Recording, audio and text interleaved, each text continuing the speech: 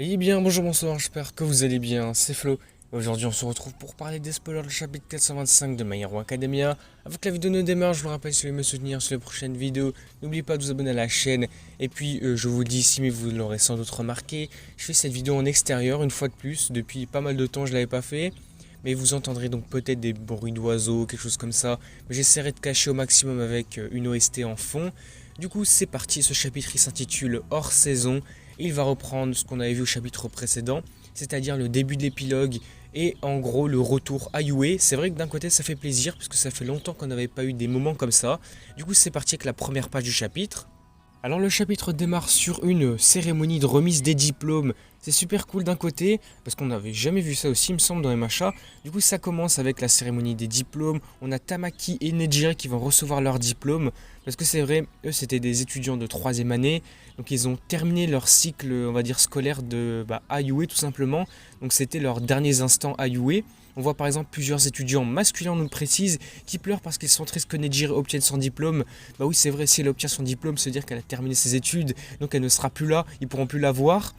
On continue ensuite sur la deuxième page, on voit qui présente Mike qui est ici, qui fait un peu l'animateur en mode DJ comme d'habitude, à son habitude évidemment, et va dire que comme ils n'ont pas de cerisier en fleurs, il va animer la cérémonie de remise des diplômes lui-même. Donc ensuite on va avoir d'autres personnages, on voit Kirishima qui dit que cela ressemble plus à un festival qu'à une remise de diplôme, parce qu'il y a une ambiance vraiment super cool, vraiment super sympathique entre tous les persos, c'est vraiment très agréable, et la narration va révéler que nous sommes déjà en juin. C'est vrai, le temps a beaucoup passé, donc ouais, c'est la fin d'année, donc la remise des diplômes. Tamaki ensuite va demander à Nejire si ses blessures sont guéries, donc il fait référence à ses blessures pendant la grande guerre finale. Est-ce qu'elle s'est rétablie depuis ce temps? Nejire va lui répondre que oui, c'est en partie grâce à Mirio, car elle s'était occupée d'elle et de lui, de Tamaki aussi, pendant qu'ils étaient à Yue au volant sur la plateforme après leur défaite face à Shigaraki. On continue sur la troisième page avec la narration qui commence ensuite à décrire tout ce que Nezu, donc le principal, a fait dans ce projet de reconstruction. Il est une figure bien connue dans le monde entier, ça on ne savait pas, mais après ouais c'est peut-être aussi cool, pas surprenant non plus, parce que c'est comme un prof de Yue, la fameuse école héroïque, donc ça paraissait assez cohérent. Et il va négocier déjà avec d'autres pays, se préparant à faire face aux conséquences de la guerre, donc à tout ce qui s'est passé par la suite. Continuons ensuite et revenons un petit peu sur cette cérémonie des diplômes. À la quatrième page, Present Mike va remercier Mawata Fuwa pour le discours des étudiants et appelle le représentant des diplômés qui est Mirio Togata.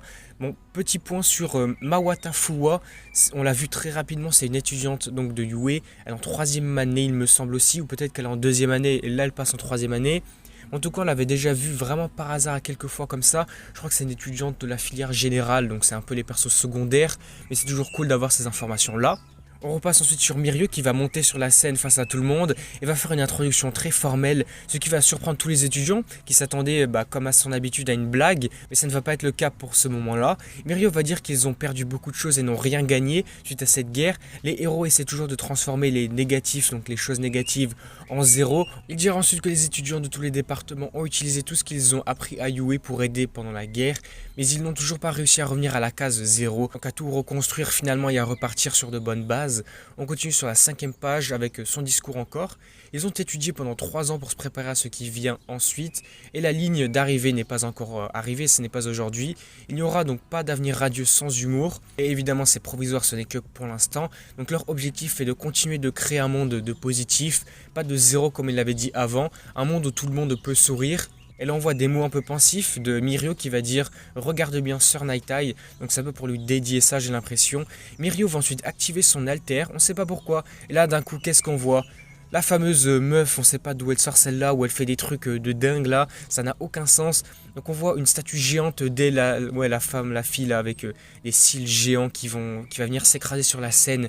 Bon, ça n'a aucun sens, c'est vrai, c'est ok, c'est pour la touche un peu d'humour, mais c'est un peu lourd, ouais, vas-y, on s'en fout un peu d'elle, vraiment.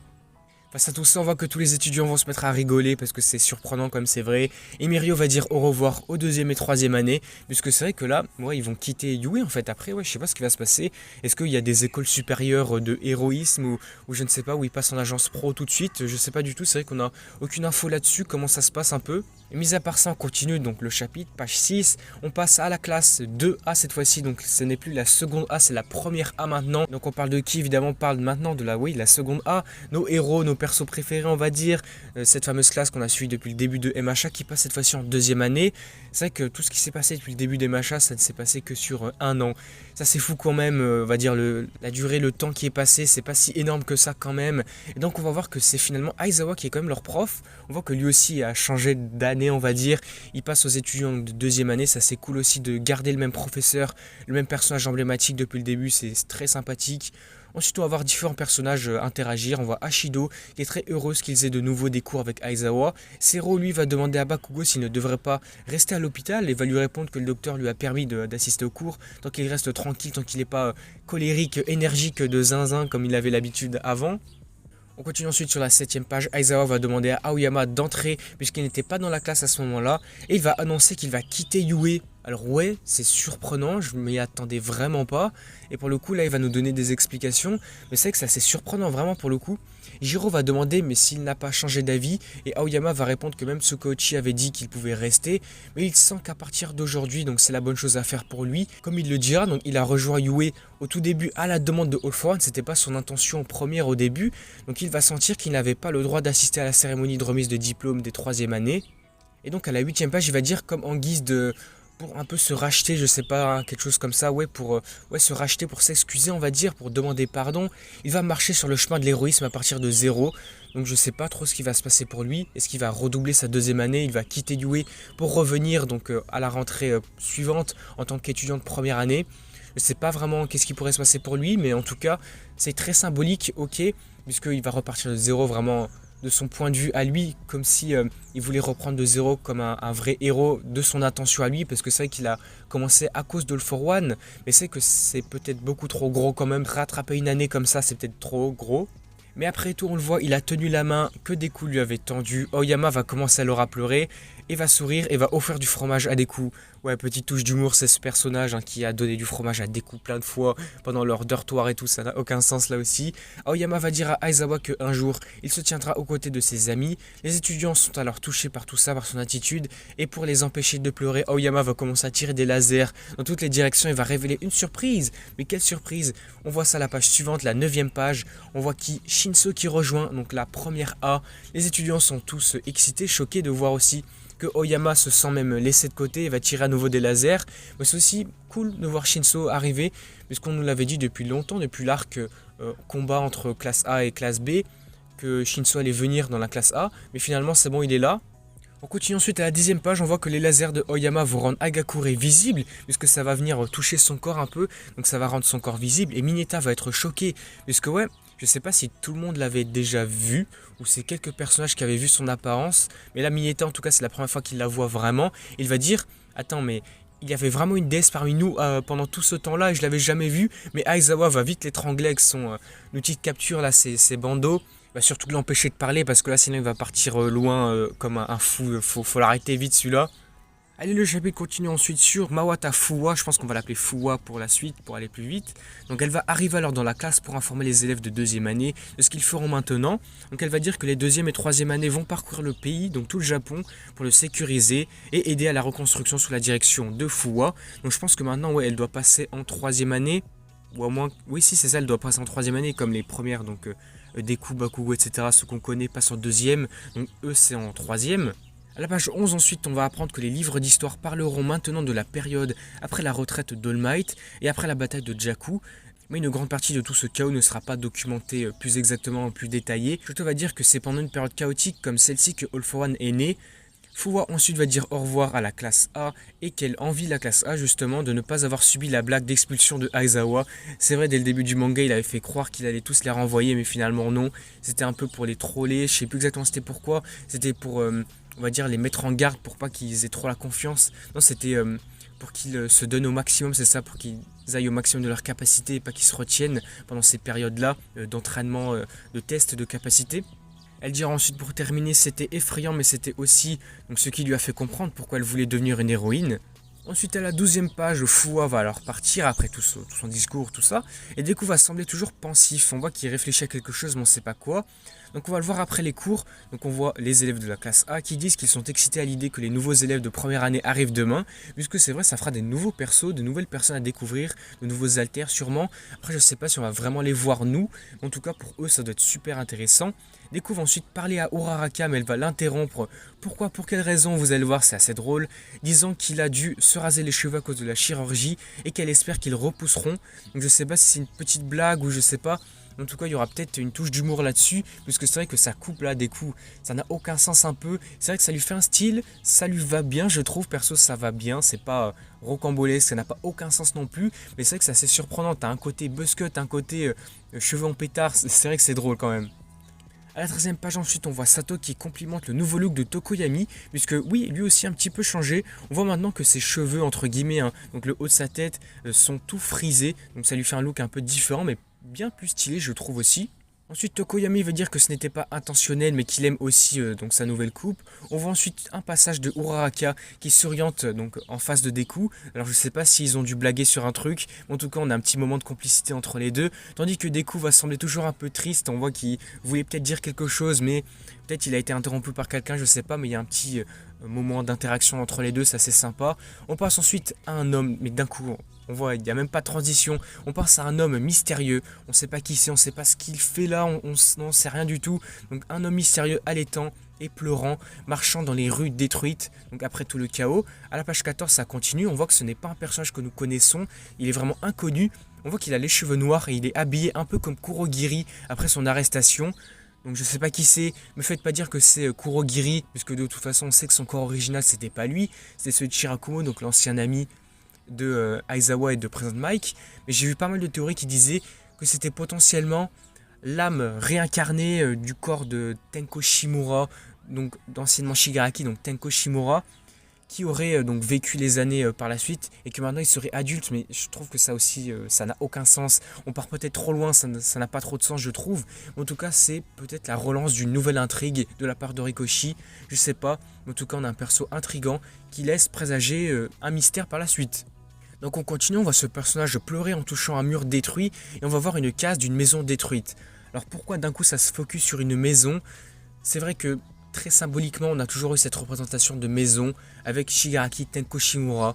Alors peut-être que ça serait lui, la réincarnation donc, de l'âme avec son corps qui laisserait peut-être penser que le petit Tenko Shimura aurait grandi et que maintenant il a l'âge qu'il aurait dû avoir, donc jeune adulte peut-être, mais je trouve que ça partirait peut-être un peu trop loin, n'hésitez pas à me faire part de vos théories, vos avis là-dessus. Peut-être que c'est la relance d'une nouvelle intrigue, je sais pas, mais c'est très très intriguant et mystérieux. Allez, on continue ensuite avec Deku qui va demander à Shoto s'il va à la fête d'adieu de Aoyama, puisque c'est vrai, ils ont organisé un petit truc quand même pour le remercier, pour faire un peu leurs adieux, mais je sais pas pourquoi ils font quand même des adieux entre guillemets, puisque il va sans doute revenir à Yue, peut-être en première année, donc ils vont le revoir quand même. Puis à côté de ça, donc Shoto va lui répondre que oui, il sera là, mais tant que ce n'est pas aujourd'hui. Et pourquoi il dit ça? Deku va sembler inquiet, mais Shoto va dire qu'il va bien. Parce que à la 15e page, Shoto va dire qu'il va faire un pas dans la direction opposée pour marcher quelque part.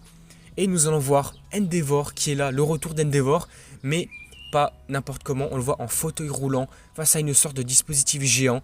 C'est ainsi que le chapitre va se terminer. On apprend qu'il y a une pause de 2 semaines à partir de la semaine prochaine. Donc il faut attendre 3 semaines finalement pour la suite du chapitre du manga tout simplement, le chapitre 426. Ce qui veut dire que là, donc la vidéo elle sort le 6 juin, c'est-à-dire que ce ne sera pas le 13 juin, le 20 juin, mais le 27 juin qu'on aura la suite, les premiers spoils du prochain chapitre. Ça va être long, puisque là, ouais, 3 semaines, je sais pas ce que je vais faire, plutôt 2 semaines de vide et la 3e semaine, il y aura un chapitre. Pendant ce temps-là, je pense que j'ai déjà une vidéo en tête pour vous faire ça, pour faire un peu attendre, pour combler un peu le manque de vidéos. J'ai déjà une vidéo en préparation, enfin en tout cas une idée de vidéo, mais pour la semaine d'après, puisque du coup je devrais peut-être faire une autre vidéo pour combler un peu le vide de MHA. Mais là pour l'instant j'ai pas d'idée, je vais réfléchir à un truc si je peux faire quelque chose. Mais en tout cas j'ai déjà une vidéo de préparation, c'est assez sympathique. Mais en tout cas pour revenir sur le chapitre, il se termine sur un cliffhanger de malade quand même. On aura 3 semaines pour attendre ça. Mais en tout cas, on a la reprise de l'intrigue des Todoroki. J'imagine que le chapitre suivant va se positionner là-dessus, va s'intéresser à cette intrigue-là encore. Puisque là, on a Endeavor en fauteuil roulant. Alors j'imagine que c'est on va dire les conséquences de la guerre. Il a subi beaucoup trop de dégâts et peut-être que maintenant il est handicapé. Je sais pas s'il a subi un truc. Ou peut-être qu'il est beaucoup trop fatigué et que là il est en fauteuil provisoirement, je sais pas. Mais en tout cas, on le voit face à un dispositif géant. Alors j'ai beau zoomer, essayer de m'imaginer des trucs, j'arrive pas à comprendre ce que c'est. J'ai vu là aussi une fois de plus des théories qui disaient que comme quoi ça serait une sorte de cuve un peu comme les Nomu ou un espèce de frigo géant qui contiendrait Toya. Ça n'a aucun sens, je sais pas si ça part trop loin, mais un truc qui contiendrait Toya pour le maintenir en vie, je sais pas. On part peut-être trop loin, mais peut-être que c'est une théorie intéressante, je sais pas. Puisque c'est vrai que là aussi, on n'a pas d'informations sur Toya et sur le reste des Todoroki. J'imagine qu'on aura tout ça dans le chapitre suivant. En tout cas, il y a beaucoup de théories et de trucs à imaginer là-dessus. Du coup, voilà, on va s'arrêter là pour cette vidéo. Ce chapitre aura été, certes, pas énormément important, on va dire, c'est pas un truc de combat, de fight très important, mais il aura été très intéressant puisqu'on est revenu aux sources de My Hero Academia, c'est-à-dire les instants au lycée, à UA, c'était hyper cool, on aura vu pas mal de choses, la remise des diplômes, le retour dans la classe, donc les adieux de Oyama, le comeback de Shinso, on l'avait pas vu depuis longtemps, il fait enfin son retour, donc parmi la classe A maintenant, on aura vu les élèves passer donc, en deuxième année, en première cette fois-ci. Et puis on aura vu peut-être la relance d'une nouvelle intrigue avec ce perso mystérieux, on ne sait pas qui c'est, on verra ça sans doute dans 2 chapitres, puisque j'imagine que le prochain sera l'intrigue des Todoroki, comme on l'a vu en fin de chapitre, en cliffhanger. Et puis du coup voilà, globalement le chapitre était très intéressant. Si la vidéo vous a plu, n'hésitez pas à liker, à commenter, à partager comme d'habitude. N'hésitez pas à me faire part de vos avis, de vos théories. Et puis surtout n'oubliez pas de vous abonner à la chaîne pour soutenir sur les prochaines vidéos. Et c'est vrai que je ne l'ai pas dit, mes petits mots ici en fin de vidéo, on a dépassé les 1500 abonnés. C'est hyper cool, je sais pas comment vous remercier à part vous dire merci tout simplement. C'est vraiment trop bien. Alors passons maintenant à l'objectif des 2000 abonnés, c'est peut-être beaucoup, mais peut-être qu'on y arrivera d'ici cet été, ce serait hyper intéressant, hyper cool, incroyable pour moi. Ça serait vraiment très flatteur aussi, vraiment, ça serait trop bien. Et puis du coup moi je vous dis à la prochaine.